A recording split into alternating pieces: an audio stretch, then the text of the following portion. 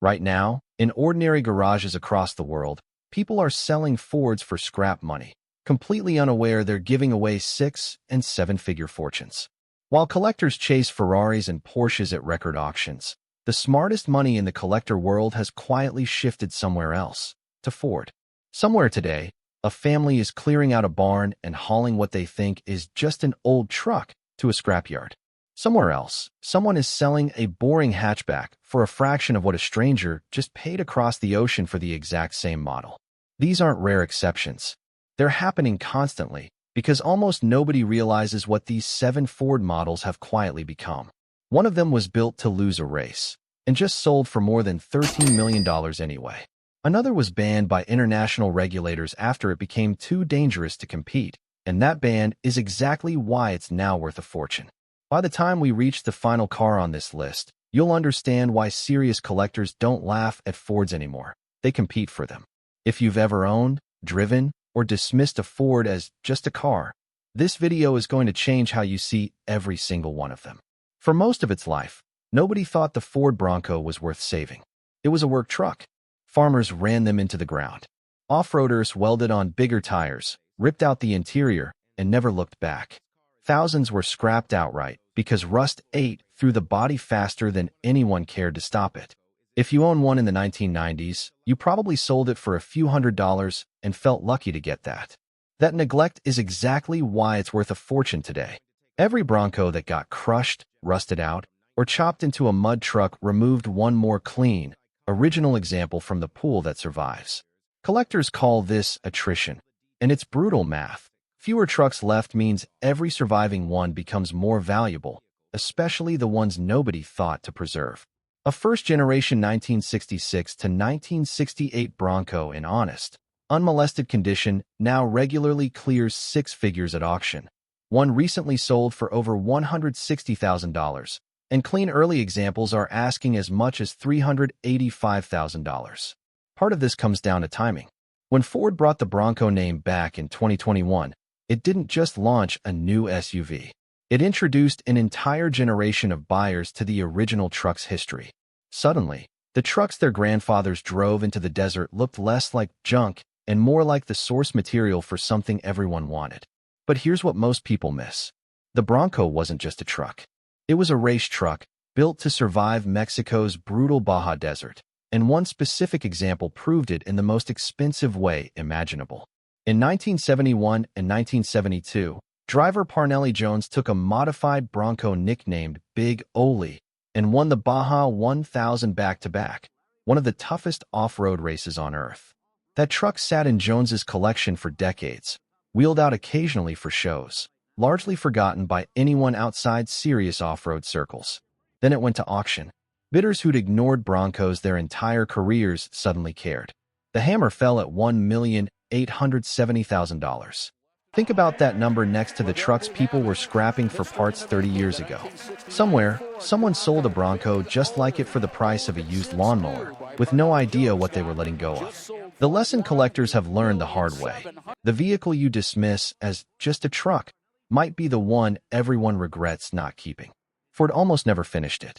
To race the Escort Cosworth in Group A rallying, Ford needed to build 2,500 road-legal versions first, a strict homologation rule with no exceptions. Early production crawled. Supply chains lagged behind demand for the turbocharged engine. Executives inside Ford seriously debated pulling the plug before the quota was even met.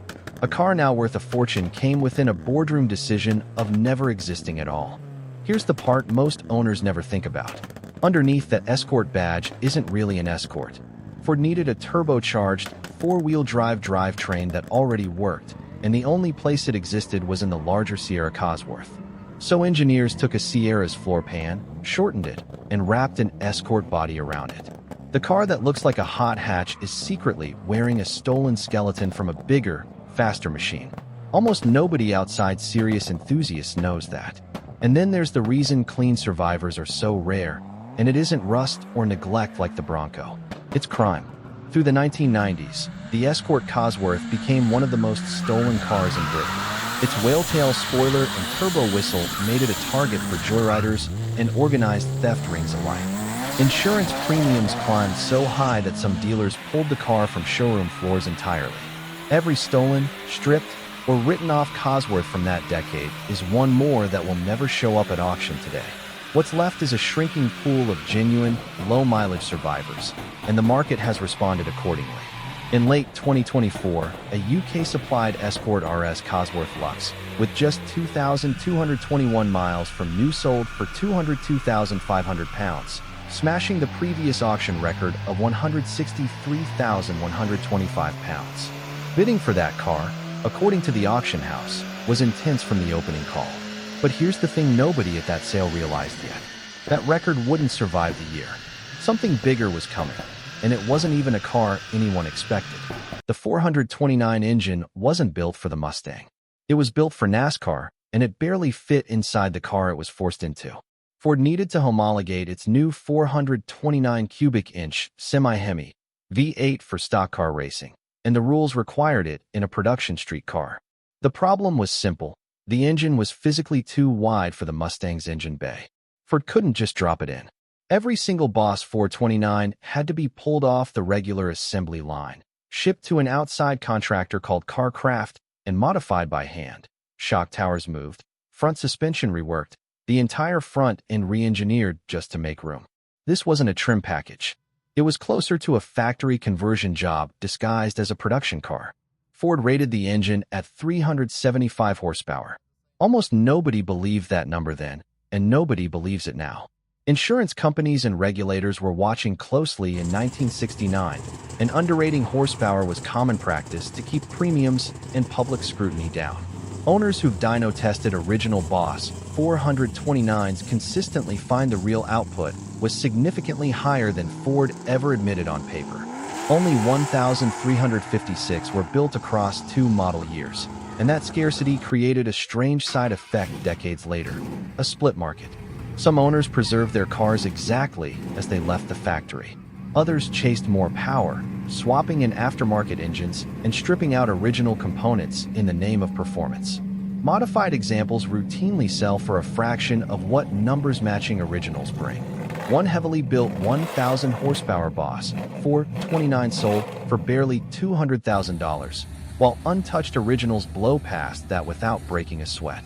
Chasing extra horsepower on a car like this doesn't add value. It erases it.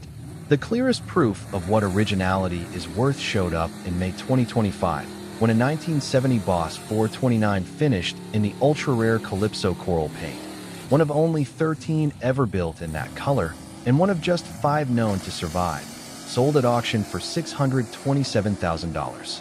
It set a new record for the model, more than 4 times what an average example commands today. That's the kind of number a muscle car isn't supposed to reach.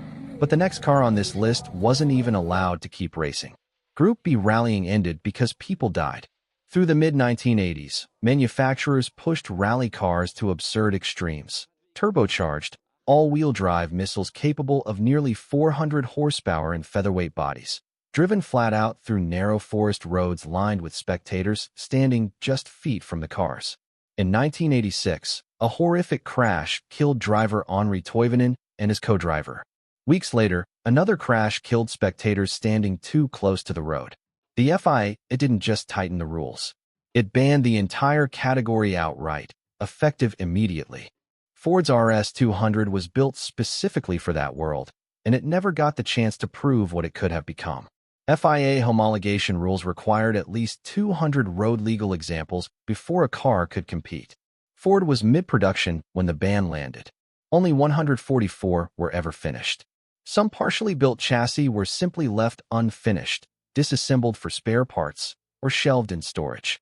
Engineering work that had no competition left to justify it. Of the cars that did make it out the door, 20 were later upgraded into a more powerful version called the RS500 Evolution, with a larger 2.1-liter engine capable of roughly 550 horsepower. 4 more were built later still, bringing that ultra-rare subgroup to just 24 cars in existence. That's not a production run. That's practically a museum inventory, and the market treats it that way. In early 2025, a pristine RS500S, one of only 20 ever built, with barely over 1,000 miles on the clock, carried a pre-auction estimate of £300,000 to £350,000. A rarer RS200 Evolution has sold for as much as £486,000. Even standard road-spec cars with modest mileage routinely clear £250,000 at auction, trading in the same territory as low-volume supercars from Marquez, with far more prestige attached to their badge.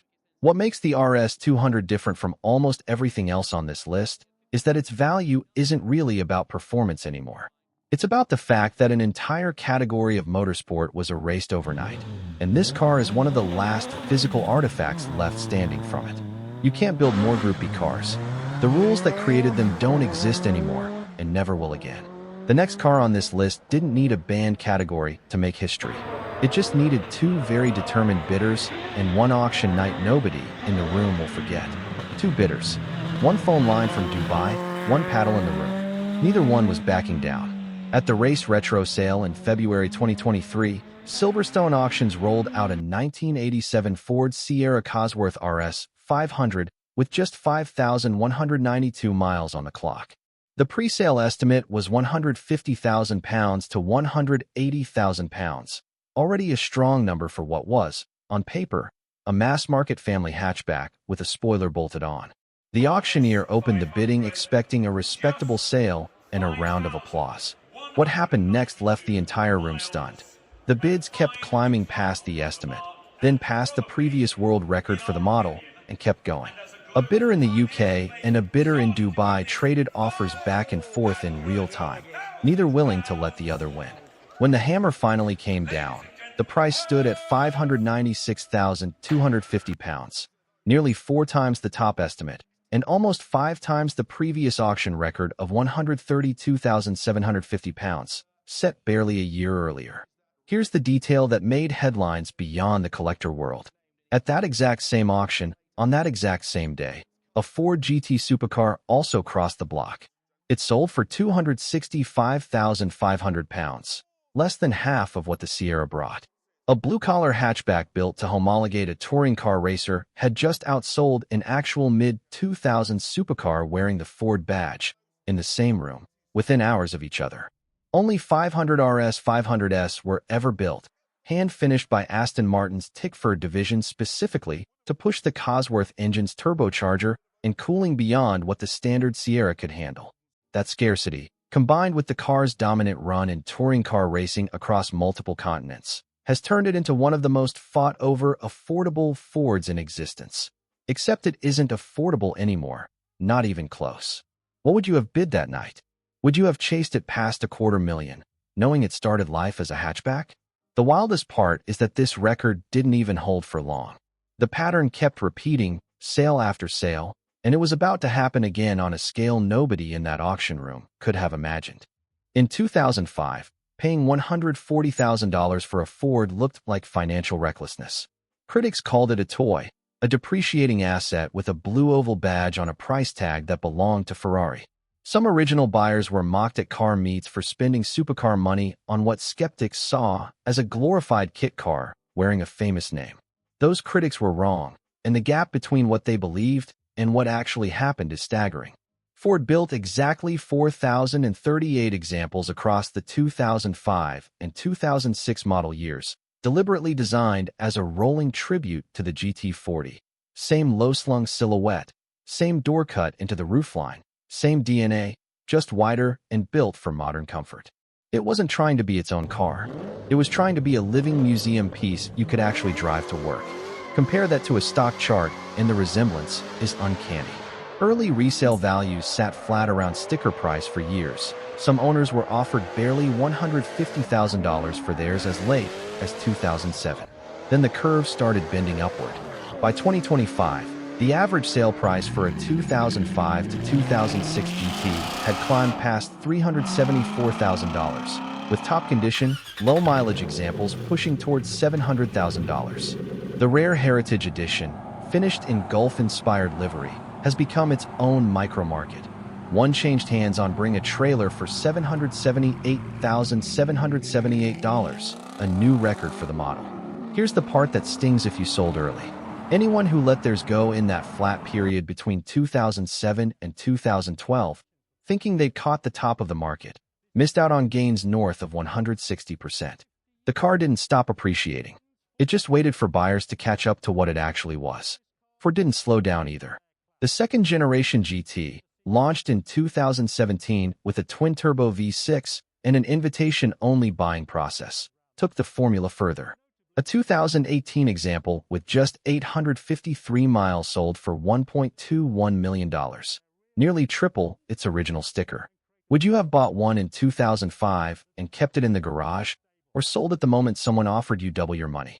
But here's what almost nobody stops to consider. The GT was always just a tribute act, built to echo something that came decades before it. The original was still out there, and it was about to remind everyone exactly why this entire story started with Ford in the first place. Ford's rivalry with Ferrari didn't start with jealousy. It started with a broken deal. In the early 1960s, Henry Ford II tried to buy Ferrari outright. Enzo Ferrari walked away from the table at the last minute, and Ford's response wasn't quiet disappointment. It was war. He ordered his engineers to build a car capable of beating Ferrari at its own game, on its own turf, the 24 hours of Le Mans. What came out of that order was the GT40, and it delivered exactly what Ford demanded. From 1966 to 1969, it won Le Mans 4 years running, ending Ferrari's stranglehold on the race. But the most expensive GT40 ever sold at auction wasn't one of the outright winners. In February 2025, at RM Sotheby's Miami sale, a 1966 GT40 Mk2 identified as Chassis P/1032 sold for $13,205,000, the highest price ever paid for a GT40. This wasn't a car with a trophy case. Powered by a 427 cubic inch NASCAR spec V8, it finished second at the 1966 Sebring 12 Hours, then got pulled from frontline racing and reassigned as a test mule while Ford prepared its real assault on Le Mans. NASCAR drivers brought in to shake it down struggled with its handling and never fully sorted it out. Consigned by the Indianapolis Motor Speedway Museum, which was narrowing its collection to IndyCar only, the car had spent decades essentially standing still. None of that stopped the bidding. If anything, it fed it. Collectors weren't chasing a trophy. They were chasing a piece of the exact moment Ford declared war on Ferrari and meant every word of it. A rolling artifact from the program that changed endurance racing forever, whether or not that specific chassis ever crossed a finish line first. It's not an isolated case, either. A right-hand drive 1966 GT40 Mk street car, one of only 31 ever built for road use, sold for over $7 million in January 2025, becoming the most valuable street-legal Ford in history. Across the model as a whole, GT40s now average north of $8.5 million at auction. Remember the truck someone almost scrapped in Chapter 1. Remember the hatchback that outsold a supercar in Chapter 5. Every car on this list traces back to the same company that set out to humiliate Ferrari, and in doing so, built a legend so enduring that even its losing cars are worth more than most people's houses. 7 Fords. 7 completely different reasons for being worth a fortune. A truck nobody wanted, a rally car Ford almost gave up on, an engine too big for its own engine bay, a rally program erased overnight, a hatchback that outsold a supercar, a modern tribute that quietly outperformed the stock market, and a loser that sold for over $13 million anyway. The pattern connecting all 7 isn't horsepower, and it was never about badge prestige. It's about what almost got thrown away and what somebody had the patience to hold on to anyway. Every one of these cars was, at some point, dismissed as ordinary. The people who saw past that are the ones sitting on fortunes today. So look again at what's sitting in your garage, your neighbor's driveway, or that barn find you walked past without a second glance. The next overlooked Ford is out there right now, and somebody is about to sell it for nothing. Which of these 7 surprised you the most? And more importantly, do you think you've already walked past a future fortune without knowing it?